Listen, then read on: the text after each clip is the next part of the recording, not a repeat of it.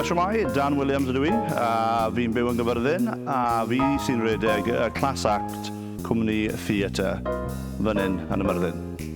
So ni ma heddi yn ymarfer sioe Guys and Dolls. Mae Class Act wedi bod yn ymarfer nawr yn biti 5 mis.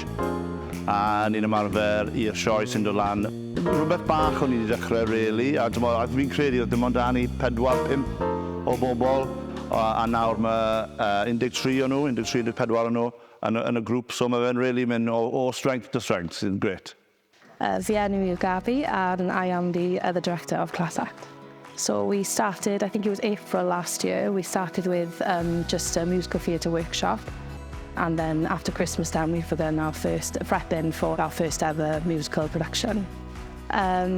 My favourite part about coming here is just all of the members, just seeing them, how much they love it every week. Speaking to them every week, saying hello, it's my favourite part of my week anyway, so yeah. Exactly, it was wonderful. Where have you been, sir? No, we used to fun, fi'n gweld arfaid yn Guys and Dolls production. Fi'n hoffi mwy i gwneud ffrindiau newydd a actio a dawnsio. Hoff rhan fi o dod i'r clwb, really, yw jyst i gweld pobl, gweld nhw'n dod, gweld nhw'n joio mas draw, a jyst i gweld pobl sy'n mwynhau perfformio a wneud beth maen nhw'n dwlu wneud.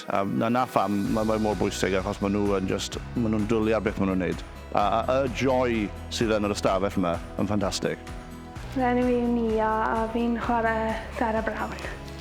Fi'n hoffi canio, actio a dansio, popeth. It's just a place they can come and completely be themselves and feel safe and happy. I think that's why it's important, and again, seeing how happy it makes them coming here and them getting to show their talent is very important. Gyda Bryn Job, fi yn chwarae Nancy Johnson fi yn. A fi enjoy o mam a dad gweld fi yn y sioe. A fi excited fi yn. Ni'n perfformio yn St Peters y Bigol, Gyfyrddin, 20th a 21st o Mehefin, 7 o gloch, tickets online ar Facebook. Dewch i weld ni, please. It's the place to be.